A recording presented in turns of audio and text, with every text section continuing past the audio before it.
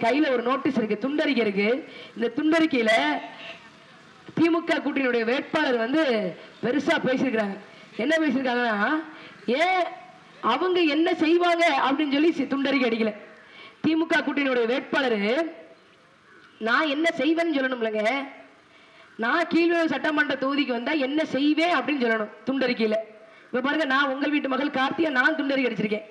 நான் சொல்லியிருக்கிறேன், நான் வந்தா இன்னென்ன செய்வேன் இன்னென்ன செய்வேன் அப்படின்னு நான் சொல்லியிருக்கேன்.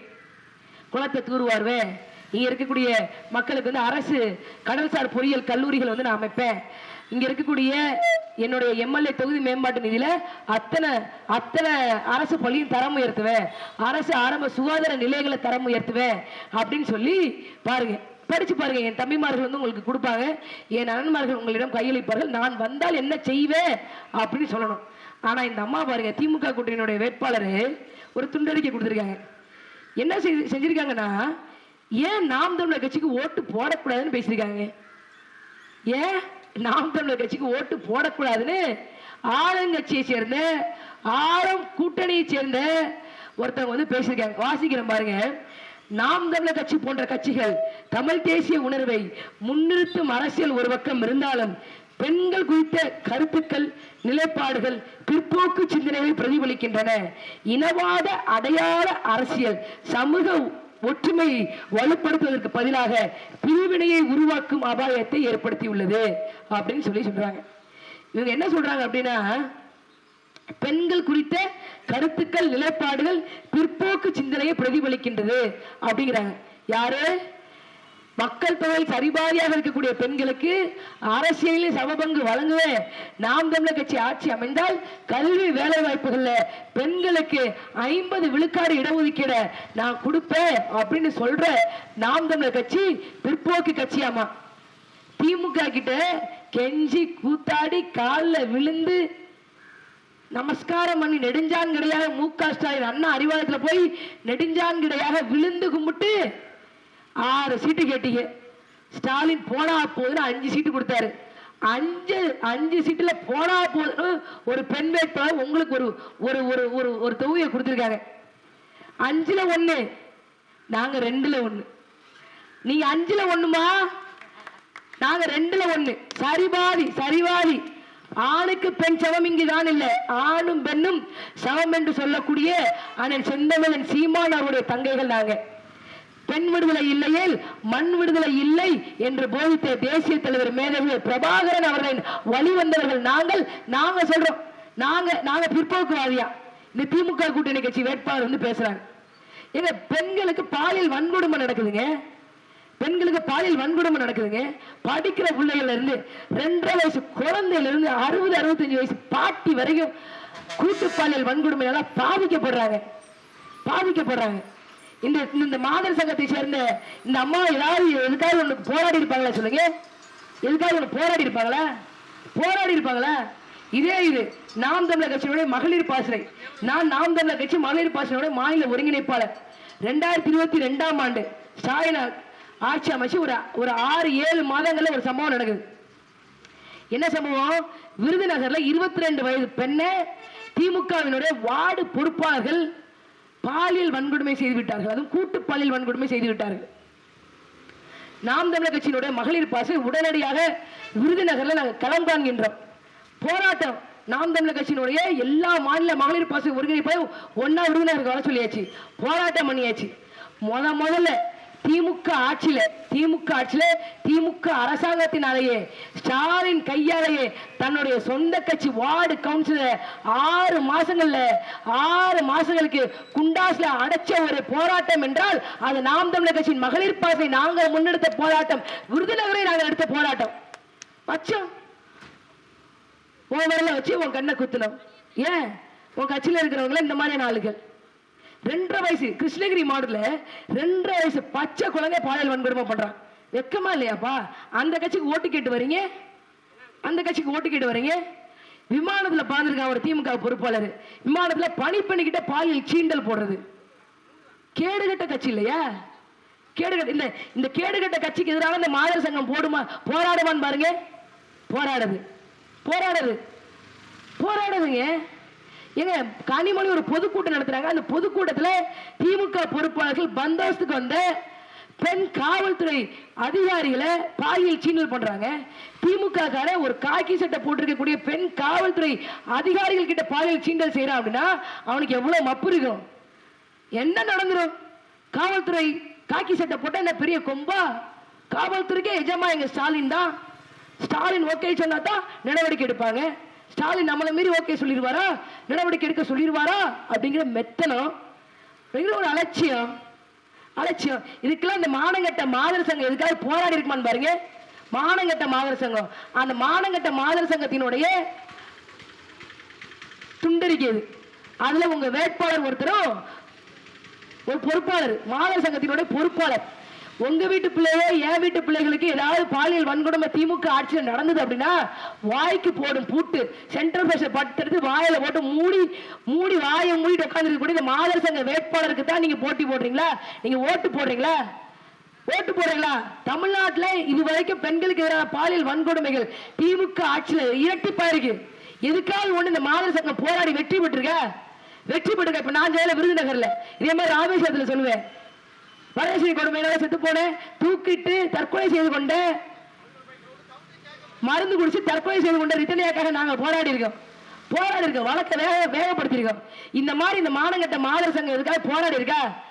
மாதர் சங்கம் போராடியது, அதுல இந்த உங்க வேட்பாளர் எதுக்காக போராடி இருக்காங்க? போராடி வெற்றி பெற்றிருக்காங்களா? ஒரு மண்ணாங்கட்டி கிடையாது. இவங்க எல்லாம் எம்எல்ஏ போனாங்கன்னா நாளைக்கு உங்க வீட்டு பிள்ளைகளுக்கு என் வீட்டு பிள்ளைகளுக்கு ஏதாவது ஒரு பிரச்சனை வாயை திறந்து ஸ்டாலினுக்கு எதிராக பேசுவாங்களா? பேசுவாங்களாங்க? பேசுவாங்களா? பேச மாட்டாங்க, பேச மாட்டாங்க. அவங்க மகன் சொன்ன தகவல், இந்த அம்மாவுக்கு வேட்பாளர் சீட்டு கொடுக்கறதுக்கு முன்னாடியே ஒரு அக்ரிமெண்ட்ல கையெழுத்து போட்டிருக்காங்க. என்ன?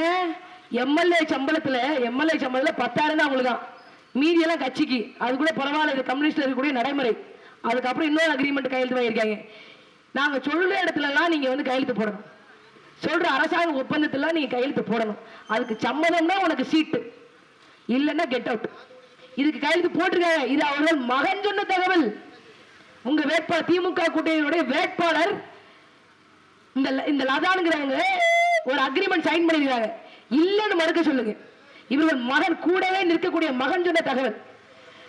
என்ன அக்ரிமெண்ட்? என்ன அக்ரிமெண்ட் போய் பாருங்களேன். நீங்க 10 வருஷம் இந்த சட்டமன்ற தொகுதியினுடைய எம்எல்ஏ இருந்தார் பார்த்தீங்கன்னா, நாகை மாலி, அவரு ஒரு புத்தகம் வெளியிட்டு இருக்காரு. நான் 5 வருஷத்துல என்னென்ன வேலை செஞ்சேன் அப்படின்னு. நான் கண்டென்ட்டே எடுக்க வேணாம், இந்த புத்தகத்தில் இருக்கக்கூடிய கண்டென்ட் போட்டாலே இந்த தேர்தலே முடிஞ்சு வரும். அந்த அளவுக்கு ஒரு சூப்பர் கண்டென்ட் கொடுத்துருக்காரு பாருங்க. செருநல்லூர் ஊராட்சியில செருநல்லூர் சுடுகாட்டுக்கு நான் சாலை போட்டேன், சாதா சாலை இல்ல தார் சாலை போட்டேன் அப்படின்னு சொல்லி 7,80,000 ரூபாய் கணக்காட்டியிருக்காரு. ஆனா கொடுமை பாத்தீங்கன்னா, நீங்க செருநல்லூர் போய் பாருங்க, அங்க சுடுகாட்டுக்கு தார் சாலையே கிடையாது. போடாத சுடுகாட்டுக்கு போடாத சுடுகாட்டு தார் சாலைக்கு 7,80,000 ரூபாய் கணக்காட்டியிருக்காப்ல. இது மட்டும் இல்லாம கீழ்வள சட்டமன்ற தொகுதியினுடைய அத்திப்பட்டியாக இருக்கக்கூடிய ஒரு கிராமம் வங்காரமாவடி என்ற கிராமம். அது வந்து எந்த ஊராட்சியில வரும் அப்படின்னா வடகரை ஊராட்சி. வடகரை ஊராட்சி வங்காரமாவடியில நான் தார் சாலை போட்டேன் அப்படிங்கிற கணக்காக 13,67,827 ரூபாய் கணக்காட்டிருக்காரு. நீங்க வேற வாங்க, என் சொந்த செலவுல உயிரை பணைய வச்சு நான் வங்காரமாவடி கூட்டிட்டு போறேன். வங்காரமாவடியில ஒரு சொட்டு தாரை காமிச்சிட்டீங்கன்னா நான் வாங்கிக்கிறேன். நான் பேசவே இல்லை, அதுக்கப்புறம் நான் அரசியலே பேசல. வங்காரமாவடியில சாலையே கிடையாதுங்க. போடாத தார் சாலைக்கு, அது வங்காரமாவடியில போடாத தார் சாலைக்கு 13,67,000 ரூபாய் கணக்காட்டியிருக்காரு. நீங்க வாக்களித்து தேர்ந்தெடுத்த எம்எல்ஏ. இதே மாதிரி பக்கத்துல ஆந்தக்குடி இருக்கு பாத்தீங்களா, அந்த ஆந்தக்குடி ஊராட்சியில நான் வந்து மின்சார, அதாவது வந்து மிதிவண்டி நிறுத்தம் கட்டியிருக்கேன், ஆந்தக்குடியில மிதிவண்டி நிறுத்தம் கட்டியிருக்கேன் அப்படின்னு சொல்லி 7 லட்சம் ரூபாய் கணக்காட்டியிருக்காரு. ஆந்தக்குடிக்காரங்கிட்ட கேட்டா, என்னன்னா உங்க ஊருக்கு வந்து மிதிவண்டி நிறுத்தம் இருக்காமல அப்படின்னு. ஏமா அப்படிலாம் எதுவுமே இல்லம்மா அப்படின்னாப்ல. போகிறேன், உங்க எம்எல்ஏ 2024-25ஆம் ஆண்டு கீழ்வேலூர் ஊராட்சி ஒன்றியத்துக்கு உட்பட்ட ஆந்தக்குடியில மிதிவண்டி நிறுத்தம் கட்டிய கணக்காக 7 லட்சம் ரூபாய் கணக்காட்டியிருக்காரு.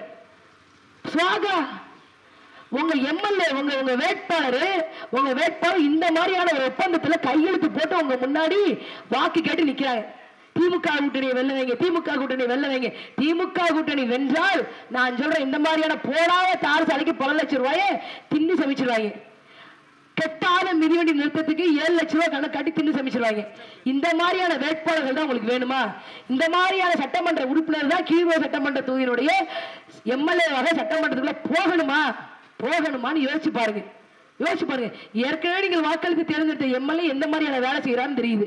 அதே கட்சியில் திரும்ப சீட்டு கொடுத்துருக்காங்க. அவங்க எந்த மாதிரியான வேலை செய்ய போறாங்கன்னு ஒப்பந்தம் போட்டிருக்காங்க. அவங்க நான் சொல்றது பொய்னே வச்சுக்கோங்களேன். அவங்க மகன் மேல சத்தியம் போட்டு சொல்லட்டும், இல்லைங்க நான் அப்படிப்பட்ட ஒப்பந்தம் மார்க்சிஸ்ட் கம்யூனிஸ்ட் கட்சி தலைமைக்கு நான் ஒப்பந்தமே போடல அப்படின்னு சொல்லட்டும். அவங்களால சொல்ல முடியாது. காரணம் என்ன? ஒப்பந்தம் போட்டது உண்மைதான். நாங்க சொல்ற இடத்துல கையெழுத்து போடணும், அப்பதான் நீ வேட்பாளர் அப்படின்னு சொல்லி அவங்க இறக்கிருக்கிறாங்க. உங்க படத்துல திங்கிறதுக்கு அந்த அம்மா ஒப்பந்தம் போட்டு உங்க முன்னாடி நேக்க அழகா கியூட்டா ஸ்மார்ட்டா வந்து ஓட்டு கேக்குது. அதுக்கு நீங்க என்ன பண்ணணும்? உங்க நான் இப்ப துண்டறிக்கை என் தம்பிமார்கள் அண்ணன்மார்கள் கொடுப்பாங்க. நான் சொல்லியிருக்கேன், நான் ஏன் வந்து நேர்மையா வேலை செய்வேன்னு கேளுங்களேன். நான் வாக்குக்கு காசு கொடுத்து ஓட்டு கேட்கல, வாக்குக்கு காசு கொடுக்கல, என் கருத்து தான் சொல்றேன். நான் வந்தா என்ன செய்வேன் அப்படிங்கிற கருத்து தான் சொல்றேன். நீங்களும் நாம் தமிழர் கட்சிக்கு விவசாய சங்கத்துக்கு வாக்களிக்கணும் அப்படின்னா கையில காசு வச்சுக்கிட்டு, கையில மதுபானத்தை வச்சுக்கிட்டு, கையில பிரியாணி பொருள் வச்சுக்கிட்டு விவசாய சங்கத்துக்கு வாக்களிக்க மாட்டீங்க. நான் நேர்மையா ஓட்டு கேட்பேன், நீங்க நேர்மையா ஓட்டு போடுவீங்க. இதுதான் ஒரு வேட்பாளருக்கும் ஒரு வாக்காளருக்கும் இருக்கக்கூடிய உறவு. நான் சொன்ன கருத்துக்களை, நான் சொன்ன விஷயங்களை நான் செய்யல, இந்த 5 வருஷத்துக்குள்ள நான் செய்யல அப்படின்னா நீங்க என்னை தைரியமாக நின்று கேள்வி கேட்கலாம். ஆனா என் தாய் தமிழ் சொந்தங்களே, இதே வேலையை நீங்க மார்க்சிஸ்ட் கம்யூனிஸ்ட் கட்சி வேட்பாளர்கிட்ட கேட்க முடியுமா? சிந்திச்சு பாருங்க. மார்க்சிஸ்ட் கம்யூனிஸ்ட் கட்சிக்காரங்க கிட்ட ஏதாவது நீங்க இதுவரை கேள்வி கேட்டிருக்கீங்களா? மாறி கிட்ட ஏதாவது கேள்வி கேட்டிருக்கீங்களாங்க?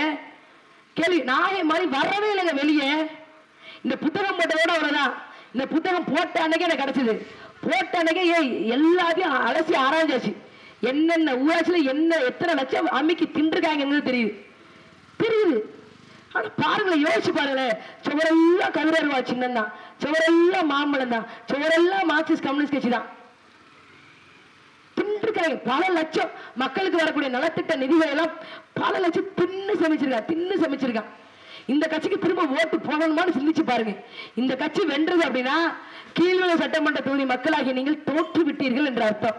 நீங்க வெல்லணும் அப்படின்னா இந்த மக்களுக்காக உண்மையாக நேர்மையாக வேலை செய்ய விரும்பக்கூடிய நாம் தமிழர் கட்சி விவசாய சின்னத்துக்கு வாக்களிங்க. ஏற்கனவே எங்களுக்கு வழிவரத்துல 18 விழுக்காடு ஓட்டு போட்டிருக்கீங்க. உங்க எல்லாத்துக்கும் மிக்க நன்றி. திரும்ப உங்க குடும்பத்தோட ஓட்டு போடுங்க. ஒரு குடும்பத்துல கணவர் போட்டிருப்பாங்க, மனைவி போட்டிருக்க மாட்டாங்க. இன்னொரு குடும்பத்துல மனைவி போட்டிருப்பாங்க, கணவர் போட்டிருக்க மாட்டாங்க, பிள்ளை குட்டிகள் போட்டிருக்க மாட்டாங்க. இந்த முறை நம்பி வாக்கு செலுத்துங்க. கீழ்வேலூர் சட்டமன்ற தொகுதியை பொறுத்த வரைக்கும் நாம வறுமையில் இருந்த காலம் முடிய போகுது, நாம வறட்சியில் இருந்த காலம் முடிய போகுது, நாம ஓட்டு வீட்டுல ஓலை குடிசையில வாழ்ந்த காலம் முடிய போகுது. நமக்கு உண்மையிலே கீழ்வேலூர்ல உண்மையிலே கிழக்கு விடிய போகுது, கிழக்கு வானம் சிவக்க போகுது.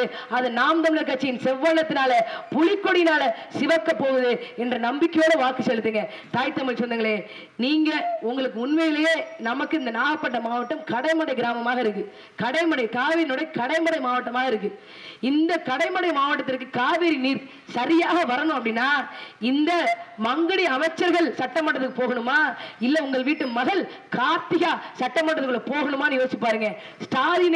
ஸ்டாலின் பேர சொன்ன உடனே சட்டமன்ற மேட்ச்ல தம்மு தட்டுற ஒரு எம்எல்ஏ வேணுமா, இல்ல ஸ்டாலின் தப்பு செஞ்சா அவருக்கு நேரா அவர் மூஞ்சிக்கு நேரா கேள்வி கேட்கக்கூடிய உங்கள் வீட்டு மகள் கார்த்திகா வேணுமா சட்டமன்ற உறுப்பினராக என்று சிந்திச்சு பார்த்து வாக்களிங்க. ஏற்கனவே திமுக அதிமுக நிறைய வாய்ப்பு கொடுத்து விட்டீர்கள். அவருக்கு எதுவுமே உங்களுக்கு செய்யல. சாலையில கூட தின்றுக்கானா பாருங்க. சுடுகாட்டுக்கு போற சாலையில ஒருத்தர் திங்க முடியும் அப்படின்னா எப்படிங்க மார்க்சிஸ்டா இருக்க முடியும்? எப்படி இருக்க முடியும்? யோசிச்சு பாருங்க. ஓலை குடிசையில குட்டி சுவர் 4 அடிக்கு ஒரு குட்டி சுவர் இருக்கு. அந்த குட்டி சுவர்ல கதிரருவா சின்னத்தை வரைஞ்சு ஓட்டு கேட்கிறானே, வெக்கமா இல்ல? நீ என்ன எம்எல்ஏ இருந்திருக்க? நீ என்ன வளர்ச்சியை கொடுத்திருக்க? அந்த மக்களுக்கு என்ன வளர்ச்சியை கொடுத்திருக்க? ஒரு மண்ணாங்கட்டி கூட கிடையாது. இந்த மக்கள் இது வரைக்கும் மார்க்சிஸ்ட் கம்யூனிஸ்ட் கட்சி கேள்வியே கேட்கல. ஒவ்வொரு தேர்தலுக்கும் திமுக கிட்ட இருந்து பேட்டி வாங்கி கொண்டு தேர்தலை சந்திக்கிறாங்க. நான் பொய் சொல்லல, உண்மையை சொல்றேன். 10 கோடி ரூபாய் கட்சி நிதி வாங்கியிருக்காங்க தேர்தலை சந்திப்பதற்கு.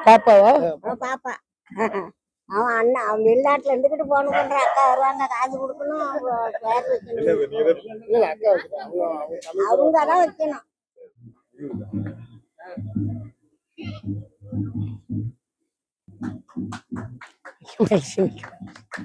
மிக்க மகிழ்ச்சி, மிக்க மகிழ்ச்சி, மிக்க மகிழ்ச்சி, மிக்க மகிழ்ச்சி, மிக்க மகிழ்ச்சி.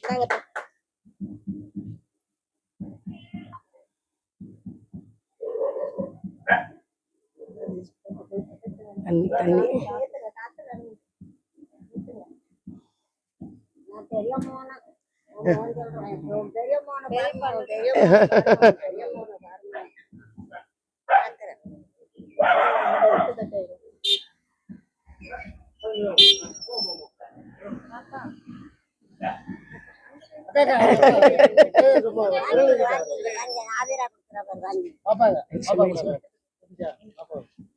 பாப்பா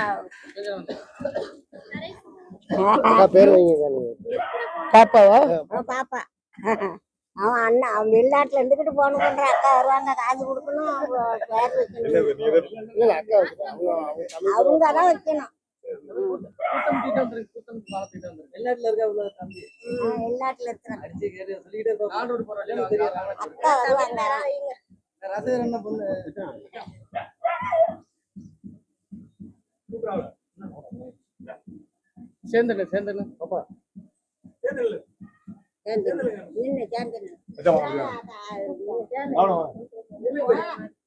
என்ன பேர் வைக்கலாம்?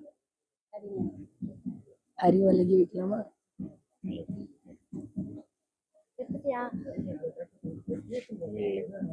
அறிவழகி வைக்கலாம்.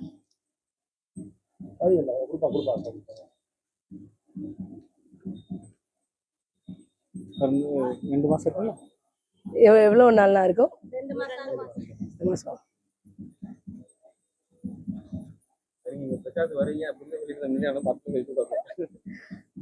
அறிவழகி பேர் வைக்கலாமா?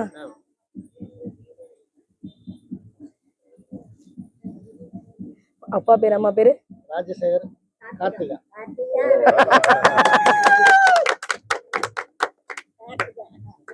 ராஜசேகர் கார்த்திகா தம்பதிக்கு பிறந்த இந்த செல்ல குழந்தைக்கு அறிவழகி அறிவழகி அறிவழகி என்று பேர் வைக்கிறோம்.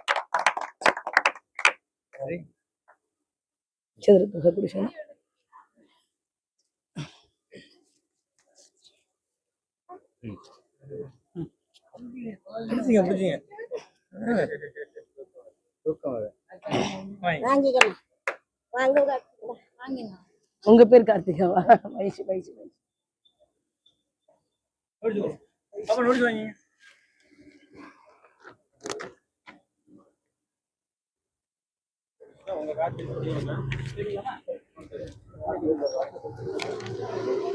படிங்க, பக்கத்துல சொல்லுங்க.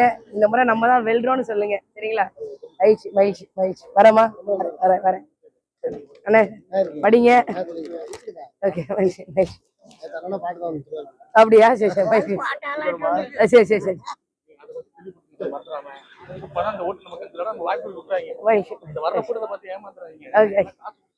ஆமா ஆமா.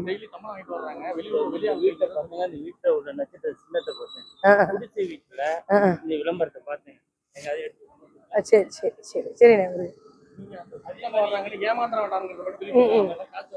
சரி சரி. தெளிவாருங்க. நான் 7 மணி தனியா வரது. சரி சரி.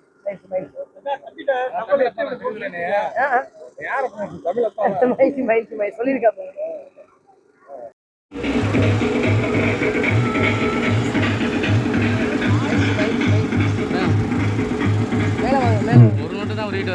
மேல மேல வாங்க. மேல வாங்க.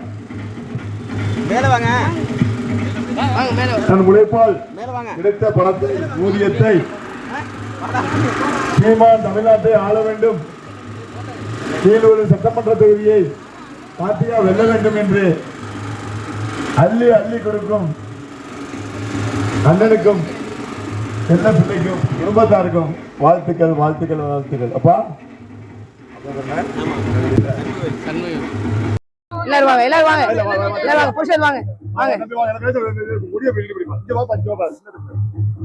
ராவணனே அண்ணனை கூப்பிடுங்க. நீ வாங்க. எல்லாத்துக்கும் வச்சுக்கோங்க. இல்ல இல்ல இருக்கட்டும் இருக்கட்டும் இருக்கட்டும். சந்துரு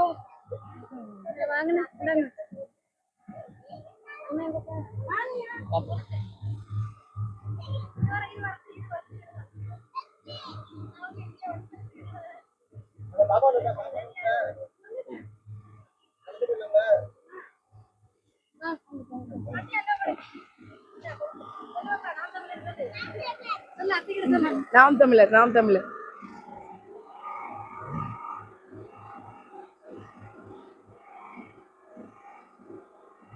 பார்த்து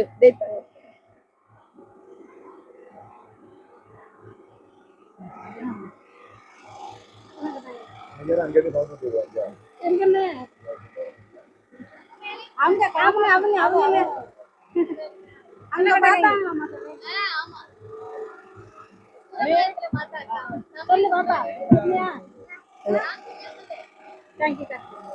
சொல்லு நீ சொல்லு பாப்பா நீ சொல்லு பாப்பா நாம் தமிழர் நாம் தமிழர் என்னது? இவன் கொடியா சொல்லாம இருக்கு நாம் தமிழர் அண்ணா நிறுத்துங்க. நாம் தமிழர் சகோதரி மு கார்த்திகா அவர்கள் மதிப்புமிக்க வாக்குகளை விவசாய சின்னத்திற்கு தாருங்கள் தாருங்கள் அன்பு தாய் தந்தை உறவுகளே, விவசாய சின்னத்திற்கு தாருங்கள்.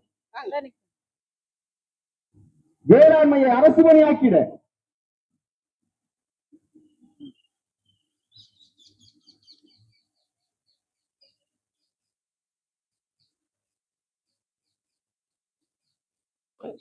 மகிழ்ச்சி. மதிப்பீடு போங்க. இது இருக்குது வச்சுக்கோ.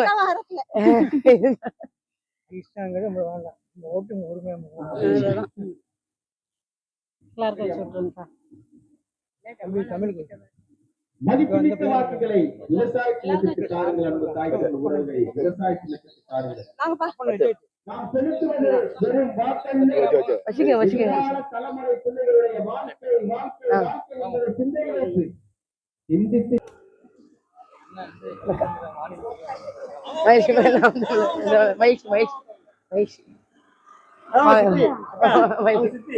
ஓ சரி.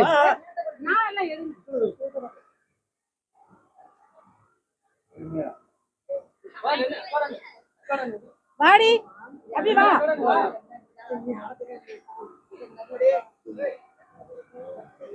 அபி தண்ணி நிறைய சுத்தி வா சுதா நீயே சேர்ந்து எடு 3 பேர் இல்லடா அக்கா நீங்க வாங்க 3 பேர் எடுங்க 3 பேர் எடுங்க ஏய் எடுக்கறியா போட்டா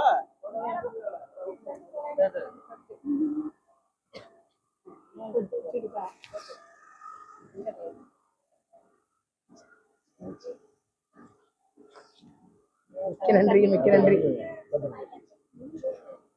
இத பையில